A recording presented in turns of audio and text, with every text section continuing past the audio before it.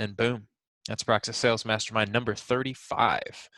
What's up, folks? We got some new faces in here today and some returning faces and 100% ratio of good human beings on this call who are obviously curious to learn and master sales.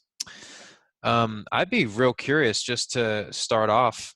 We've got some returning folks, Catherine and Gregory, who had been here in the past. I think, Catherine, it's been the longest since we've seen from you. Tell us a little bit about what's going on. Let's see here. I'm a business development representative, probably like similar to most of your titles, I'm sure. I work at Dispatch with two other Praxians actually here in Minneapolis. The easiest way to describe it is we're Uber for business delivery. Is that what you were looking for, Nick? Yeah, well, I'd be curious to hear a little bit about what's going on in terms of like the company structure, what's going on as far as everyone's response to COVID-19. You know, are you feeling optimistic? Is there anything we can help you with specifically? We are on week 2 of new all staff going remote, that's the word. Yeah. Thankfully, everything we do can be remote, and our entire driver fleet that our business is based on is also still functioning. The problem is getting people to actually use it, as far as I'm concerned. Right. Okay. So have you noticed a kind of like hunkering down as far as people in your target market, or what's sort of the lay of the land there? I mean, it depends on the conversation. I suppose in our core verticals, it's still all supposed to be functioning, but people feel more like strapped into what they normally like know, and they don't want to like try new things when it's like so weird, if you will. Yeah, people tend to go the conservative route in many lines of their thinking when times get tough. So I can see why introducing a new solution like that might be a little bit difficult. But what we normally do in these calls is basically folks come to us, specific questions or challenges in mind. Something like, hey, I don't know how to pitch this to chief operating officers amidst this whole thing. How do I still hit my number? And then we take our collective intelligence and blast that problem to shreds. So is there anything specific, I guess, Catherine, that you're looking for some wisdom, perspective, advice on in your role today? So I actually just had my one-on-one with my boss today, and I guess the thing that comes to mind is I can be relatively persuasive in other areas of my life. I don't quite know what I mean by that, so sorry. But I actually have good conversations, but I have trouble like having the gusto, we put it as, to get the sale and to actually like ask for the meeting, which is my job. Okay.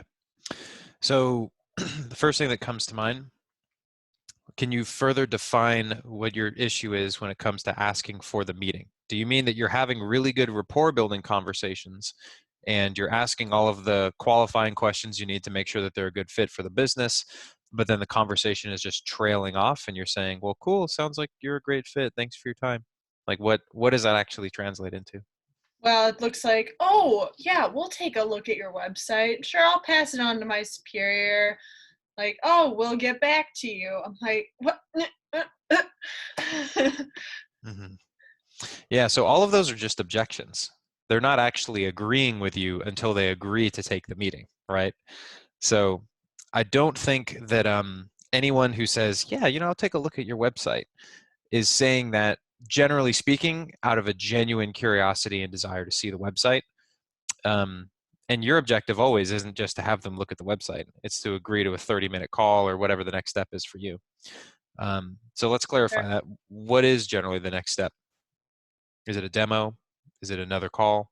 Yeah, so someone else on my team, so to speak, I scheduled them with a 30-minute, what we're now doing, virtual meetings, and they would talk them through a setup and get them all like logged into our platform. Oh, okay, that makes sense. Thank you. Yeah, of course.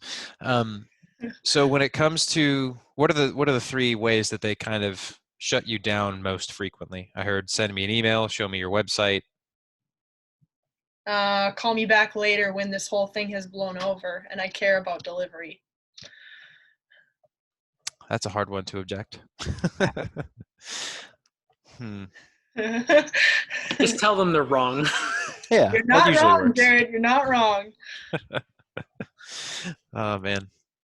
If you insult them with ad hominems, sometimes it's enough of a pattern disrupt. No, I'm kidding. I'm like, totally kidding. You got to show them who's boss.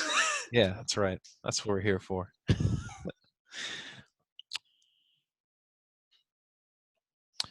I guess, what problem does your product generally solve for your customers? So a lot of companies have either not enough delivery solutions and we can come in non-contract and help whenever they need it, because that's why we compare to Uber, or they are paying way too much for their current fleet and that needs to stop and they can pay us instead to do it as needed. Okay, well, good. So you're basically a revenue saving company. That's what you do. You help people save money. So in the midst of panic, they're looking at this whole situation and going like, shit, we need to hunker down and just keep doing what we're doing. I think that one way to frame it would potentially be like, well, look, if you're in an industry that's seeing a loss of revenue due to COVID-19, you're probably paying way too fucking much to your current provider. Let me tell you just real quick, there's this other company, they're in the same city as you, same vertical. We came in, we provided the exact same logistics solution, whatever you want to phrase it. You know your lingo better than I do. Um, but within 3 months, we've saved them 120K on X, Y, and Z. So whatever that tangible result is, you put that directly in front of them and say, like, look, you guys are losing revenue. You're trying to eliminate excess expenses. That's exactly what we do. That's COVID-19 is why you need to take a meeting with me. I need to have more numbers in front of me. Noted. Yeah. So if you approach people with like actual hard facts and data like that, which I'm sure that there are tons of people in your company that are aware of these things, it's probably documented somewhere. Um, People generally would be receptive to that, I think. Cool. Does Thanks. anyone else have any thoughts or like input on that? Yeah, I would say I was dealing with that objection today too. That like, shit is so crazy right now. I don't have time to consider this new product, and to just trying to get them to consider that this product could make shit less crazy for you. Like, it's specifically relevant to what you're dealing Mm. with right now, and make them understand that. And it's a whole perspective shift for them. They're like, oh, okay. Yeah, exactly. That's good. That's just a good principle to be able to take the objection and then use it as leverage why they should get a meeting with you. So if you're ever coming, so that doesn't generally apply to stuff like send me an email. That's more of like they're just blowing you off, like 9 times out of 10. And so with that, what I generally advise is that you completely disregard the fact that they just disregarded you, and you go something like this. Huh, that's interesting. So like your current setup, do you have like between 3 and 5 different shipping providers for X, Y, and Z? So you just like ignore the fact that they ignored you, and then you ask another qualifying question. I have literally never done that. Yeah, and you know what? It works more than 50% of the time. Just moving on and just switching topics. It's not even so you acknowledge what they said with your voice, but you don't actually say words. You do something like, huh, well, so then I'm curious, how many shipping providers do you have, and like what are your blah blah blah blah blah. So you just persist past the objection, because the objection, 9 times out of 10 when people say, yeah, that's great, send me an email, what they're really saying is, I'm trying to get off the phone and go back to what I was doing. And it's just an automatic preconditioned response.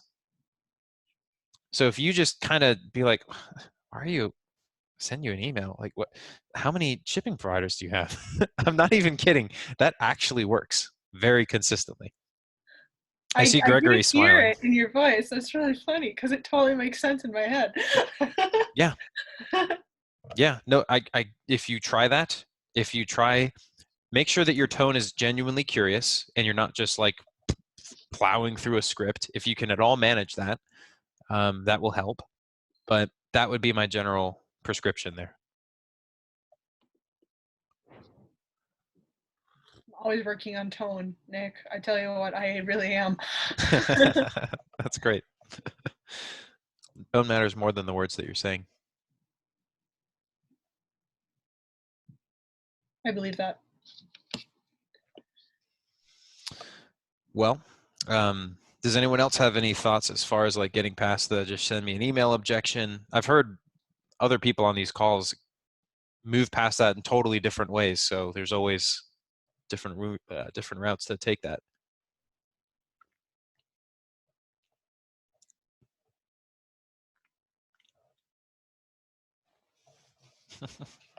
All right, maybe not today.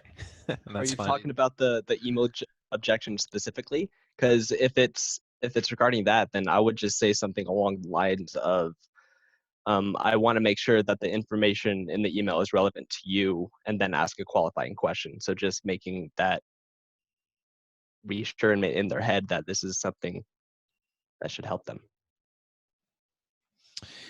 Yeah, and there's a couple other ways you can word something like that too. You can say, all right, Steve, well, I totally don't want to waste your time or mine. Let me just ask bluntly, so if this email makes sense, do you spend more than $100,000 a year on X, Y, or Z?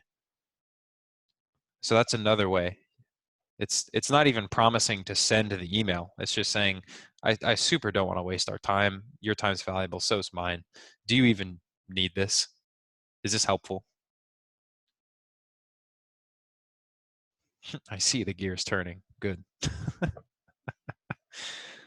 So You mean like you're trying to qualify them if they even like, I don't even want to waste your time reading my email. Like, let me just ask you this real quick. Is that what you're saying?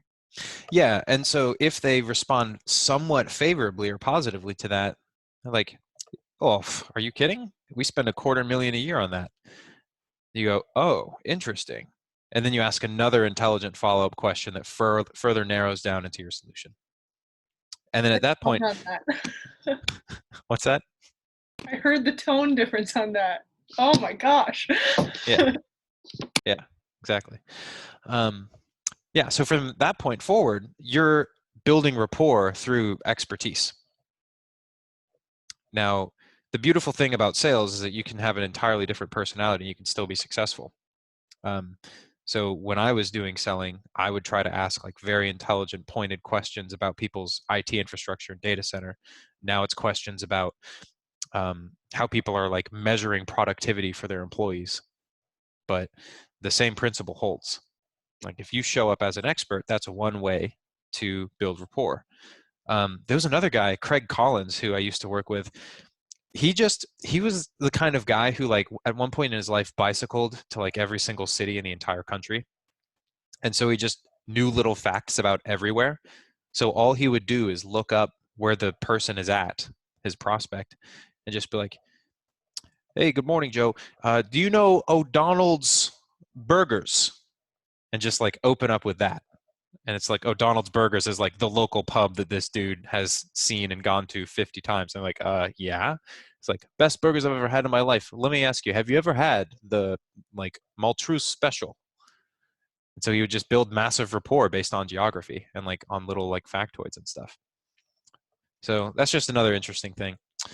I definitely want to keep this focused on you guys, but I just say that to illustrate like 10,000 different types of personalities can be successful in sales. You just have to figure out which general type of salesperson you are.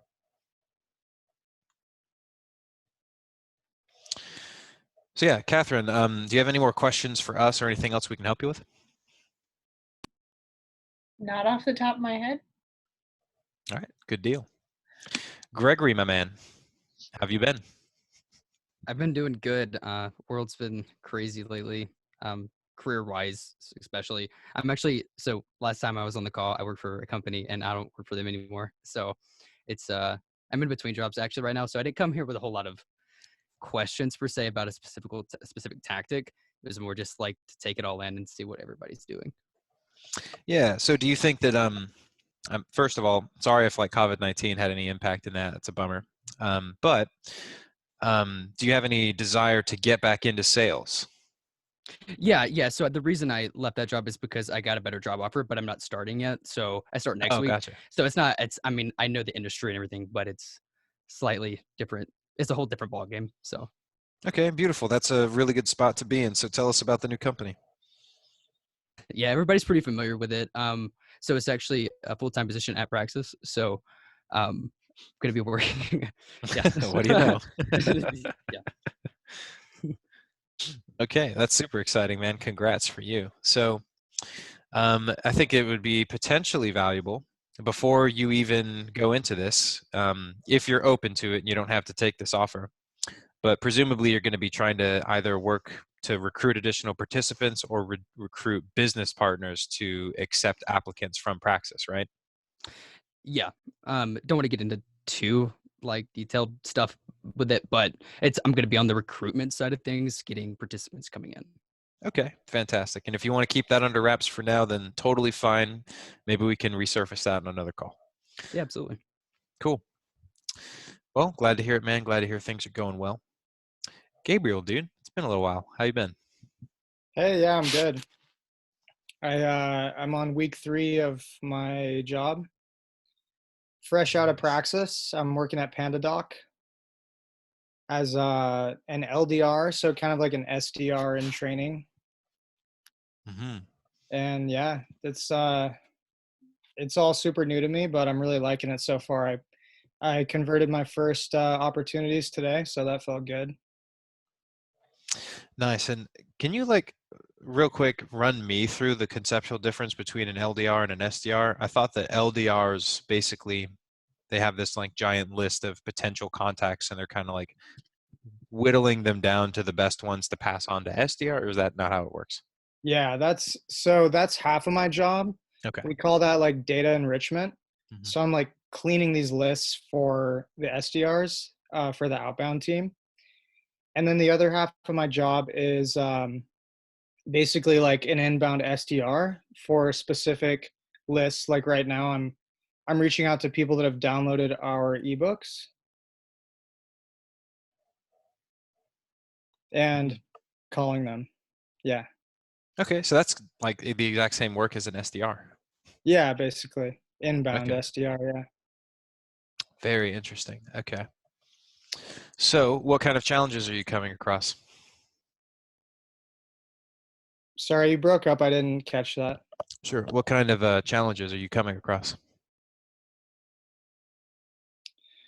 Um, so far it's really just been like tech stuff.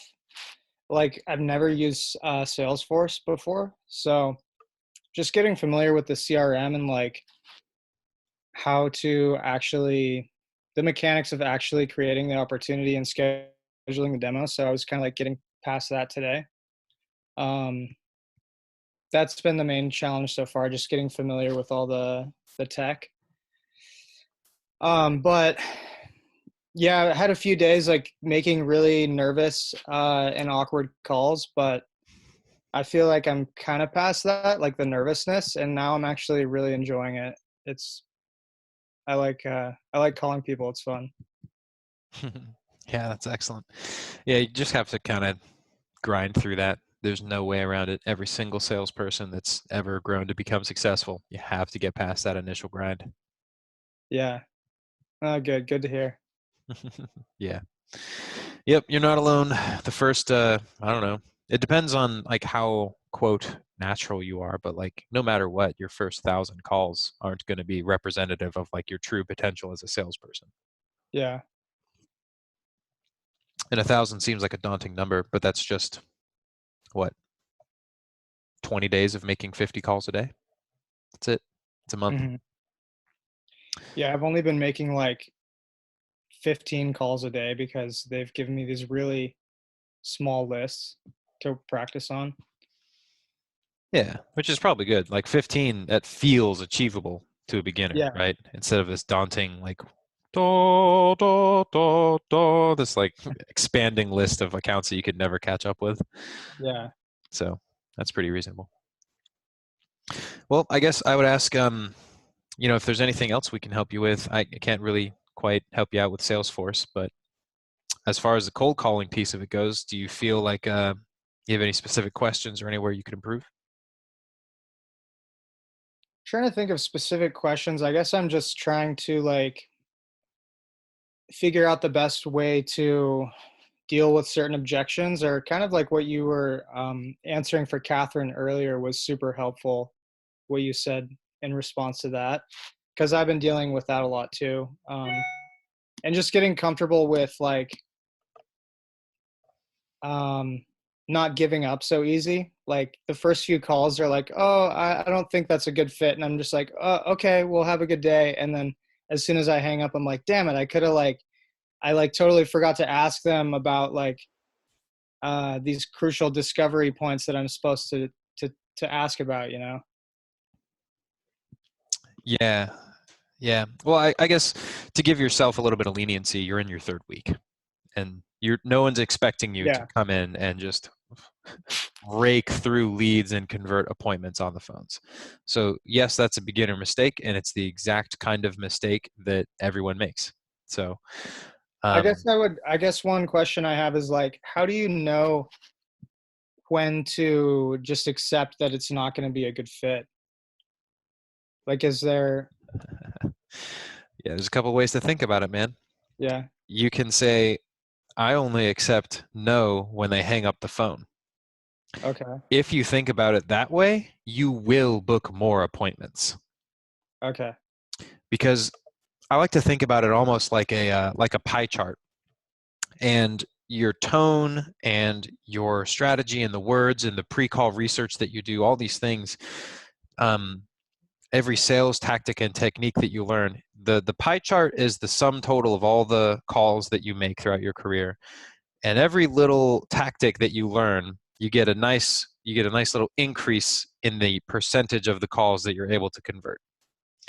And the kind of person who's thinking, I don't give up until they get off the phone, their pie chart by default has like 10%. Because even if you suck at everything else, but you're just like crazy persistent, you're like, even if you're not articulate, you're just like, no, dude, you should try Pandadoc. You should just try like there's at least 1% of people that will respond to that crappy messaging just because it's persistent. So that would be a good mindset to try and get into, or at least try and get close to, is that I just don't give up. I'm just going to persist regardless of the outcome in this. Another thing, don't accept don't think that you're actually being rejected when someone hangs up on you. You're really not. What they're rejecting is an annoyance that like hit their cell phone. That's not you as a person. Their consciousness is experiencing bzz, bzz. Oh, someone I don't know is asking for my time and money. God, fuck off. Like, that's not you. That has nothing to do with you. And that's happening to them dozens of times every single day. And by the time, like, I remember this one guy just obliterated me on the phone. And I've had colleagues that have been obliterated worse. I've had people who've been told to die in fires and stuff. And it's like, while I'm feeling anxious over this dude is literally taking another sip of his coffee and then getting back on his computer. It's like, it's already out of his mind. Like, and I remember almost every word of that conversation 3 years later, and he has no clue who I am, you know? So that's just like a very human thing. But the quicker that you can learn to distance yourself from that rejection and just let it wash right past you, the better off you'll be in cold calling. Can I ask a clarifying question on that, Nick? Yeah, of course. So I once heard a salesman at my work, who does not work there anymore, I will caveat, say we are paid to be annoying, paraphrased. Do you agree with that to any degree? Not unless you have the rapport and the personality to say something like that. Yeah, elaborate on that. That's a good point. That is very contingent, okay? Okay, that's good to hear. Somebody saying that can get away with it. If they've built the rapport with the customer, to any slight degree, maybe they've established some sort of relationship or whatever, and they have this sort of joking personality to back up the statement so that it doesn't feel like an attack. Instead, it feels just like a joke that you would say to your friend. Then you can get away with it, and the customer will probably laugh and think it's funny and, probably give you a little bit of respect for it. But if you say it under the wrong context and you don't have the lighthearted inflection in your tone, and you haven't built that rapport, and you're just saying it because you thought it was a funny line yourself, well, then you're probably going to fail. Wait, I'm not talking about actually saying to the customer, we're not. Oh. I thought you were talking about saying that to the customer. No, like I that kinda did too. mindset though of, no, you be persistent, you bug them, like Oh. that kind of thing. Sorry, I miscommunicated that. I can understand why your face was very confused there as I was talking then. Yeah, that's funny. Right. Was I the only one who didn't get that? No, I didn't get it either. It's fine. Okay. I just wanted to make sure that I just wasn't not paying attention or anything. No, you guys are both fine. Totally understandable. Yeah, But I think when I think you could say it to the customer, again, under the right context. true. I would avoid associating myself and my career with the word annoyance. Just fuck that. I'm here to help people solve problems. Like, I believe that at like the core of my being, and that like shines through in virtually all the communication that I have with my customers. It's just a much better origin point for everything that you do. A, so that you can sleep well at night if you have a conscience. I don't want to be the guy that just like annoys people for a living. And then B, your customers, like, they're going to perceive, that's going to show up psychologically. If you let that idea like seep into your head, that's just going to like show up in your other communication elsewhere in life too. Like, your customers will feel that. They'll be like, yeah, I got my annoying sales rep, but he gets the job done. Like, do you want to work with that guy, or do you want to work with like, oh shit, this guy like proactively solves my problems and like sends me value with expecting nothing in return? You want to work with the latter, of course. So Thank you I for would, proving that colleague of mine wrong. He is now not at the company, so that makes me feel better. of course he's not. He's a shitty salesman.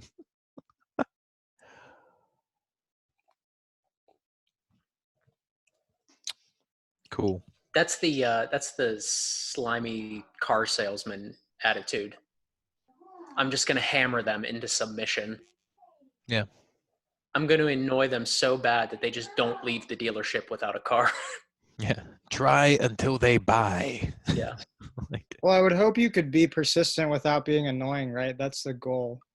Am I right? Yeah. yeah, I would agree.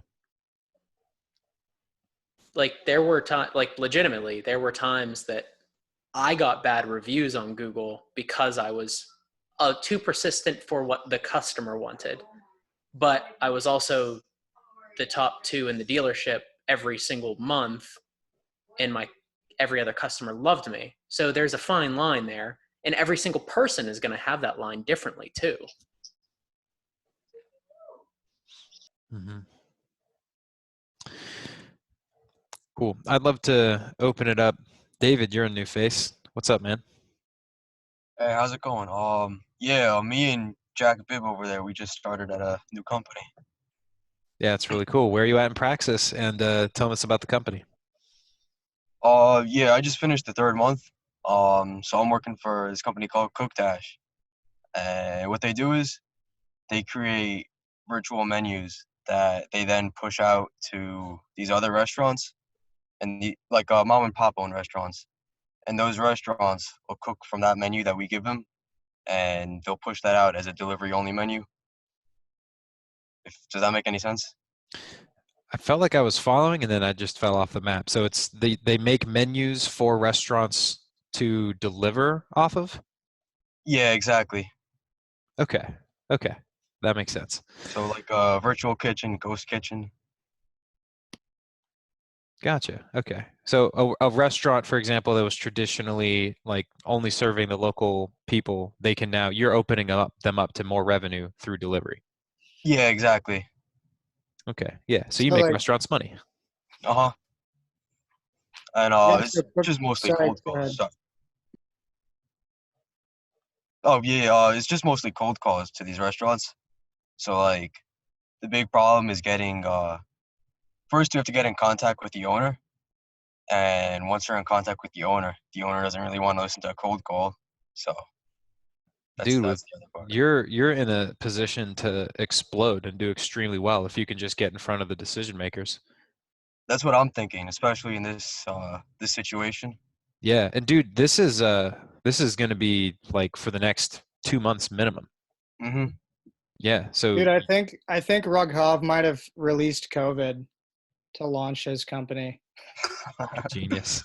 Maybe. Dude, I wanted that role so bad. I was interviewing for it. Oh yeah, yeah. So it's a cool company. Yeah, it is. Especially Yeah, now. I think she's pushing. To farther elaborate on what David was saying or just reinforce it, like I called probably 30 companies today, 30 restaurants, and each time it's like we get the numbers from online. So it's just like the number you call if you wanted to order food. So that they're answering like you're about to order food. And then you're like, can I speak to the owner? And they have no idea what to do. They're like, I don't know the who that owner. is. Yeah. I'm like, well, do you have any, in the back, or they have contact information? They're like, no, I'm gonna go. And yeah, if we could talk to the owner, I feel like it'd be fine. But these people just have no clue what's going on. And then half of them just, I'm not sure if they speak English. It's a challenge. So the challenges are basically how do we find the owner? Who is that person? And how do we find their contact information so that we can circumvent just like the traditional people who are answering the phones? Off the top of my head, I don't know how to hack that for the restaurant industry because the only public place of information you typically would know is like the website. But here's a possibility. So all these businesses have corporate entities, and when people register corporations, they have to associate their name and their contact info for the corporation, and presumably that's going to be the restaurant owner every time. So if there's any way that you can use like the state directory that you're in for corporations to look up the contact info of the like person who registered their LLC, that's one possibility. And that could at least get you a name, and maybe if you have a name, then you can like look them up on LinkedIn, and you can see like restaurant owner or something like that, and reach out to them there. So that's one idea. Um, You said look into the LLC directory for the state. yeah, exactly. I would Yeah, that's a match good the. idea. I'm just writing that down. Yeah, you got it. Yeah, because like restaurant owners, I feel like they're notoriously hard to get to. Even if you go in the store, there's no guarantee that the dude who owns the restaurant is even going to be there day to day. He might be, or she might be, but maybe not. I think that it might be possible to create a sense of urgency when you're on the phone with whoever you're talking to, being like, "Oh, this is so deadly." Yeah, so you can be like, "Yeah, so look, I'm going to be fully honest with you. Like, this is a cold call. The reason why I'm calling is that there's 750 confirmed cases of COVID-19 in the state of Denver right now. Within the next 3 weeks, that'll explode to about 5,000. And every single state that hits that threshold is shutting down all restaurants. So what we do, I noticed that you don't have delivery. What we do and what we've done for 70 other restaurants in the state, we open you up to receiving online delivery. It's super easy and takes virtually no effort. And that prevents the business from shutting down and you losing a job and everyone and like just shit sucking. So what I would love to do is get in touch with the owner and figure out if we can help you guys because this is going to happen. That's awesome, man. I'm trying to write all that down. Don't worry, it's recorded. Oh yeah, yeah. No, that's awesome. I'm stealing all of that. Yeah. So that would be my take at it because like it's usually not a good thing to appeal to fear. However, when there's a genuine higher purpose behind it, which is like potentially saving that person's job and saving the restaurant from existing, because I mean, hundreds of thousands of these small businesses are going to go under if they don't have cash flow and revenue coming to them. You're in a position where you can actually help people. Like you can save businesses right now. So yeah, I would front load it with transparency and be like, hey, like full transparency, I'm not trying to order food. Here's the reason for my call. Launch into that spiel of like COVID-19 is going to cause at some point a statewide shutdown of these restaurants. It's already done so in New York. It's already done so in Washington, 5 other states. So here's how we can help. Then you explain what you do. And then you ask if you can like somehow speak to the owner or the manager that's on staff. Like if the owner isn't there and they don't know who the owner is right now, ask to speak to the manager on staff as the next best option. And if nothing else, learn the person's name, get their contact information so that you can follow up with them. And then follow up relentlessly because this is very urgent. Yeah. No, definitely. That's really good because I feel like once these restaurants actually hear our idea, they're all gonna jump on board. It's just a matter of getting into the right person. Yeah, because like restaurant owners right now are probably shitting their pants. Uh-huh. They're like, what are we going to do? Yeah. Yeah, it's definitely not an exaggeration. My sister owns a restaurant, and like, if restaurants right now, if they don't have the ability to deliver, like, they're going to fail, most likely. So that's really not an exaggeration. Mm-mm. Yeah. They don't have cash flow and you're going to save them. So like now you have a moral imperative. You must cold call. But yeah, no, Good of all these companies. yeah, I hope that helps. Yeah, no, definitely. That was great. So you, David, and Jack, you're both at the same company, is that right? Yeah. Nice. What's the title? Is it account executive, SDR? It was never formalized. So, I mean, I signed the contract as account executive, but Nice. Okay. never actually established that. Well, it's in writing. You're an account executive. Yeah, that's what I was thinking. I mean, it's there. Yeah. So once you get the restaurant manager's like phone number or whatever, I would try to get their email too, because that's going to be a much more scalable way to follow up with these people. And even if they just supply you a personal email, like restaurants, they're not going to have like yeah, it's Tim at the Don Pepe's Mexican.com. Try to get whatever contact information you can. And this is going to be an evolving process for you guys, I'm sure. So is this a startup that you're both working for? Yeah. They're in San Francisco, and me and Jack are both selling in different cities. I see. Hmm. Yeah, isn't the company 5 people so far? Maybe 7 now with you guys? Yeah, I think me and Jack make 6. Don't quote me on that though. Something Yeah. small though. Yeah, I think what you guys should probably do is test these ideas out, see if they have any water to them, and then come back here next week or the week after. And if all goes well, you'll have a new set of problems. Yeah, I guess that's the goal, isn't it? Yeah, all you want in sales is just better problems.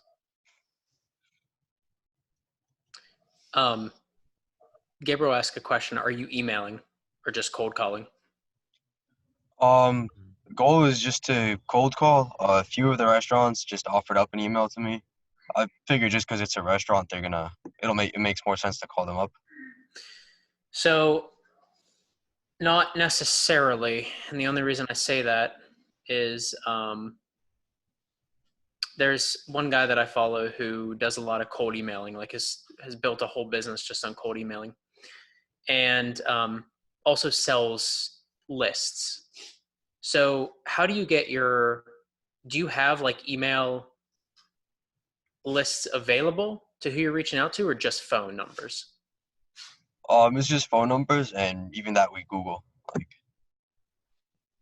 So basically, you could get the emails. Like if you were to out of pocket buy an email list, you could do that. yeah, I guess so. I don't know if they're available for restaurants, but if they are, then yeah. Yeah. Yeah, there are email lists for everybody. You can find Yeah. the email list. So my suggestion, because I know that this works, is buy an email list. It's not super expensive. And you email them late at night. Like I know this is going to be after hours of when you're working, but business owners read their emails at all times of the day, and especially business owners who are really stressed and not sleeping. Yeah, so they'll be up, check their email, and see that we're trying to Exactly. save them. And you email them at like 10, 11 p.m., like they're gonna see it. Are you saying to get the company to get an email list, or us personally just do it? So you can value prop your company to buy an email list for you.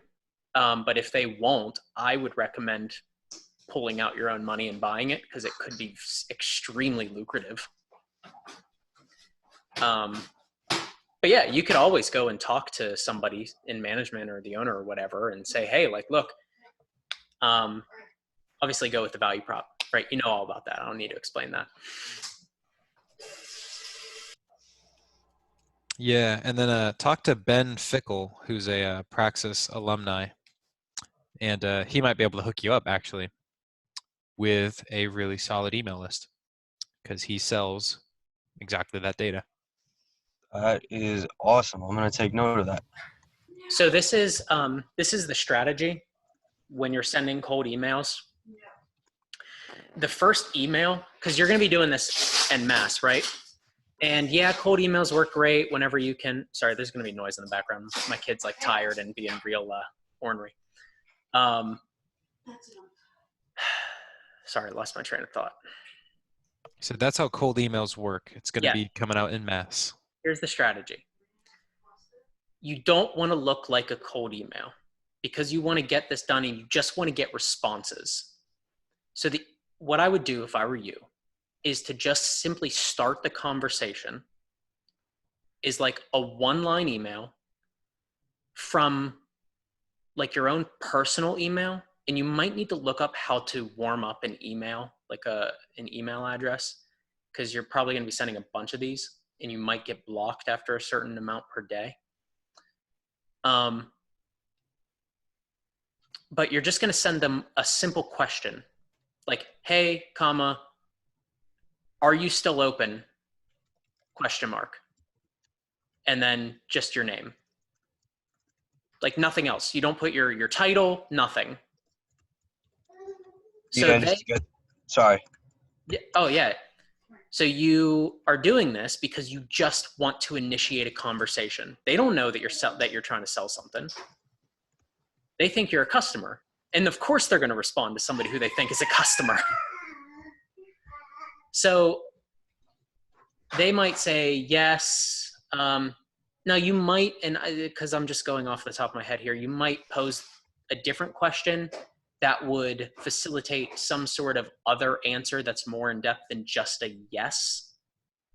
But for the time being, that's fine. Are you open?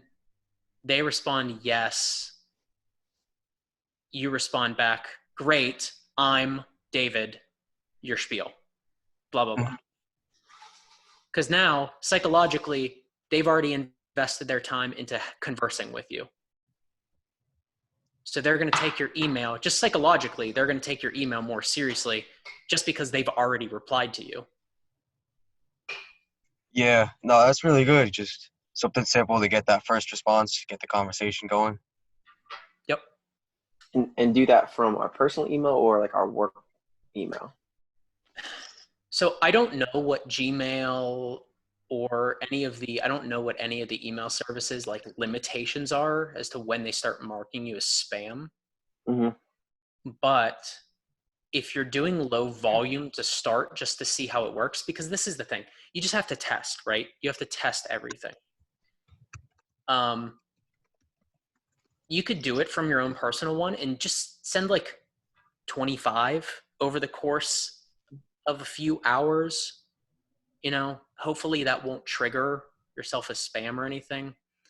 And maybe create a few dummy addresses, and at the end of every like daily session, you send the email to your like dummy email so you can see if it went to spam. That might be a way to just, you know, test it. Past that, you would want to register like a new email and warm it up. And then if you're doing en masse, you could actually get a software to send out that question and basically just upload the spreadsheet to the software and it will do it automatically. Yeah. So Jared is pointing to something that could like seriously fuck you guys up if you do this wrong. Exactly. Yes, that's Yeah, which is why he's like, well, be careful. Because so here's the deal. This happened at the last company that I worked for. They spammed people without their consent for years and years, millions of emails per quarter, and eventually they sent out one email, and they got blacklisted by everyone in the world who had a Barracuda firewall. And so you can get your company's email, like your company's entire domain. So all outbound emails completely blocked at the hardware level, at the internet service provider level, at multiple levels if you don't do this right. So, well, that's the other reason you don't want to do it from your work email address. But the other reason you don't want to do it from your work email address is because then you're giving yourself away.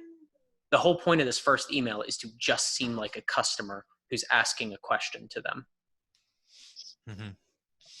Yeah, and if you wanted to take the approach of using the company email, you would probably still be able to get decent results. It would just take following up on that same email thread a couple of times before you were able to get as high of a reply rate as if they thought from the get-go that you were a customer. So if your CEO says, yeah, that's cool, but like I don't think you should use your personal email, just know that there are ways around that. You can still make it happen. But the things that you'll want to have your guys set up are, I think it's called DKIM plus SKP. I went through this process for my own small business in getting my email credentials set up. Look up DKIM, or sorry, DMARC plus some shit. Maybe it's SIM. But yeah, you'll see a bunch of online guides on how to do it. There's two main things that you need to set up. I forget what the other one is, DMARC and something else. So Nick, I'm gonna push back on your emails there, on your email ideas there, because they don't sound like any human would email, like any regular human would email. They sound salesy, right? Interesting, Like yeah. if you emailed a business, a restaurant, and you were genuinely curious about if they would deliver to you, would you say, are you set up yet for food delivery? Uh-huh. Hey, do you do delivery? Exactly. Yeah, that's good. Definitely. Nice. So you really have, with this first email, you just really have to put yourself in the mindset of, I'm legitimately just curiously reaching out to this company as a consumer. Because business owners can spot fucking cold emails a mile away. Yeah, don't want Nobody to. talks like that. Yeah, exactly.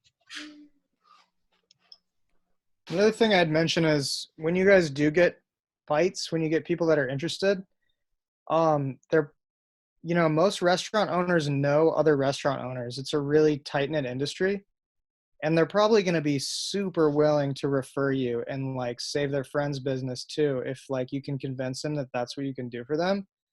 So you should recommend that. Like when you guys get good leads, like ask them to refer their friends to you. And you can ask for referrals without them being a customer. Like legitimately, even if they turn you down, you can still say, do you know any other businesses that might be able to utilize our services? Yeah, definitely. Apparently, it's really big with this company. Like in San Francisco, there's like 25 partner restaurants, and they actually sold to 5 of them. And from those 5, they got 20 recommendations. So you guys already have That's good. 25 customers? Not in the cities we're selling to. That's in their starting city. Oh, okay, so you're calling and you're trying to spread in new cities already. Yeah, exactly. Expansion. Okay.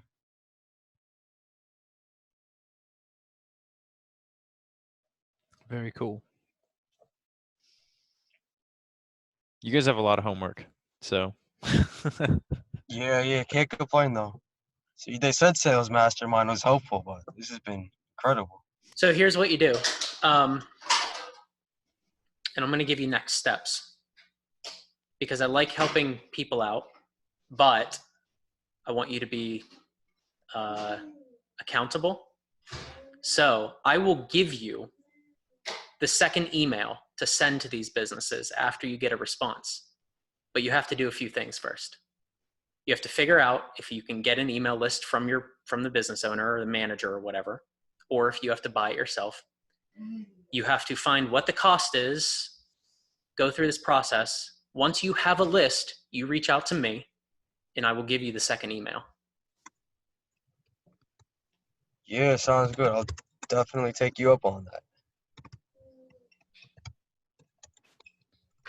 An email might actually prove over the long term to be a much more scalable lead gen engine for you guys than just doing cold calling. Because that's the thing. You can send out, once your domain is fully healthy and ramped up, realistically 500 emails a day. You could have this whole process be automated at scale. And that's, if this company wants to really grow and really scale, that's going to be necessary. And cold calling is going to be something that can ultimately supplement that. Like if, for example, someday down the road, you guys are sales ballers and you're contacting Chick-fil-A and being like, look, why don't you guys do delivery yet? Chick-fil-A is awesome. You do catering, but not delivery. This is insane. Then the cold calling is going to help you land the enterprise deals. But while you're trying to scale and just like put your message out to as many people as possible, I wouldn't be surprised if email might actually be a better use of your time. Yeah, I'm gonna try and get that figured out, get an email list. I mean, he says he's looking to expand fast, and if that's true, that's gonna be a lot more efficient than calling up every restaurant in the city. And also, like, if you can't get an email list or until you do, most small restaurants have social media that are run by the owner. So you can always try that too. Yeah, that's another good option too. Gotta look into that. Oh, so I don't know how to instruct you to find this, but I do know that there is a way that if you find an Instagram page of a business, and any tech savvy like restaurant is gonna have an Instagram page, probably. I would assume they would post pictures and stuff. Maybe they don't, I don't know. But there is a way, and you'll have to look this up, that you can go into Instagram and find their email that they use to sign up on Instagram with. Yeah, it's like that contact info section or something. Yeah, it's a good one too. If they have that, yeah, then that would be it. I'm like tech retarded, so I don't know. I just know that it exists. Sure. Do you think that applies to a lot of other industries, or is that a standout one? What? Applies to Instagram. thing? Fair enough, Nick. Yeah. Yeah. She was just asking, like, does it apply to only restaurants that hack or trip? But the not Instagram thing or the email thing? the Instagram grabbing their email from Instagram.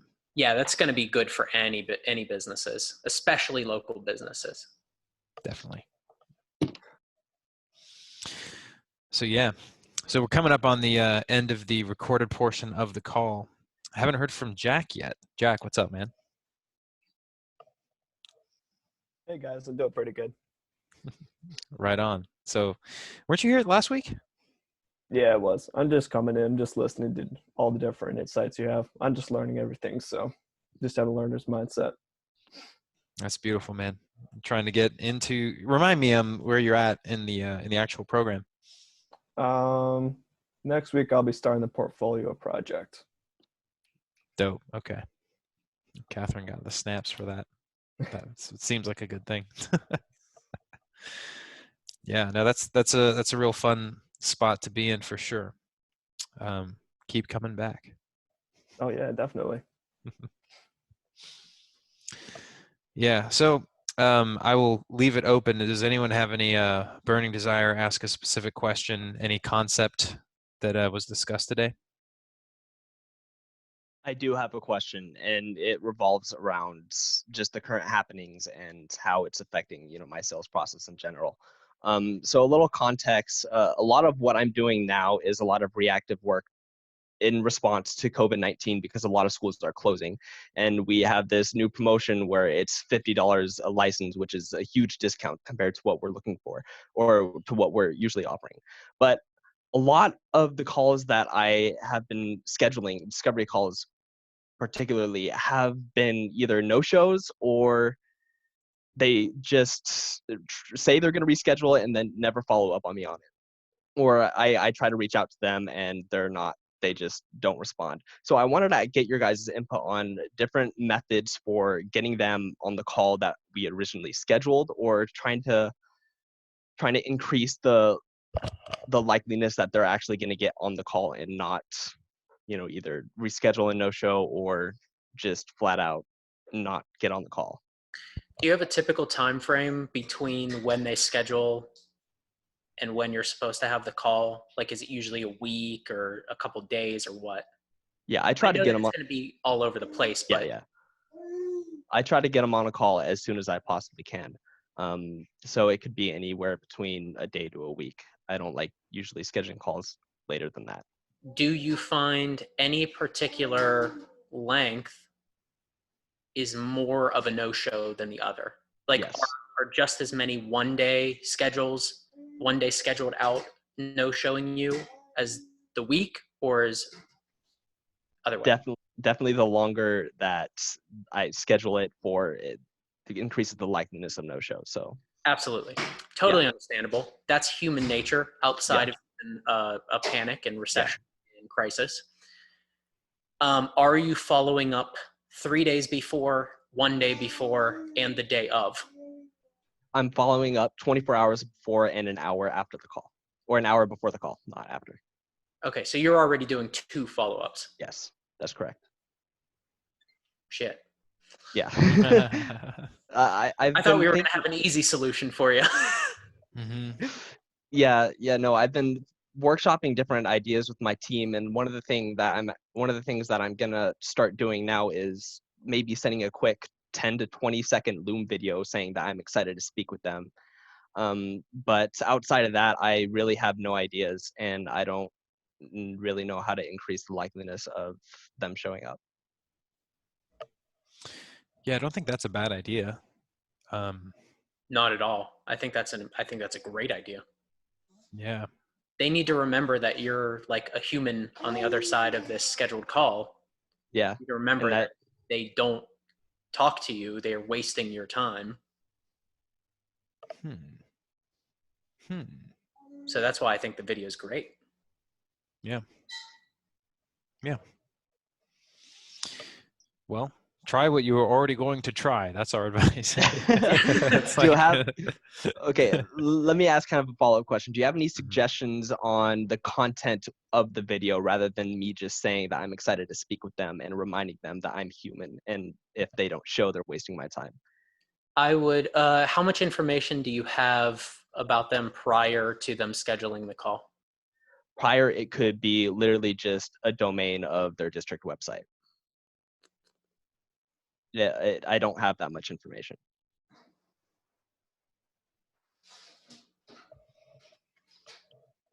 What's the main reason that they're scheduling this call with you? Like the emotional reason that they're scheduling this call with you? They're scheduling this call with us because, especially right now due to COVID-19, we're helping a lot of districts with remote learning and just transitioning outside of, the typical classroom setting. So a lot of them are, looking for more information about remote learning and how we would be able to help them. So this is going to be like a super cheesy idea, but it's the super cheesy ideas that work sometimes. So first of all, the content of the video is that you remind them of the emotional benefit they get from talking to you. And like, you're already like pre-suading almost that you're gonna close the deal with them. Like, you're reminding them of the benefit of working with you. Just treat it like they're already saying yes. Like, they're gonna get on the phone with me and they're gonna say yes. So why wouldn't I just remind them of the benefit of talking to me in this video before they even talk to me?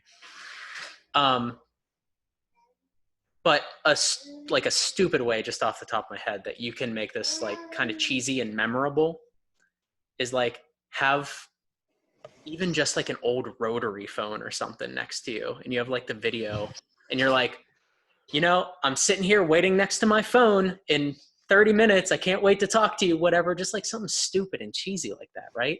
But at least it'll make them probably at least chuckle a little bit. Yeah. And then you just say that, and then you transition into, I can't wait to help you get X. Done. Talk to you soon. Awesome. Yeah, that's extremely helpful. I'm already getting ideas of how I can approach this to be more, I'd say, influential on their end. So thank you for that. Awesome. And with that, we will stop the recorded portion of the call. Thank you all.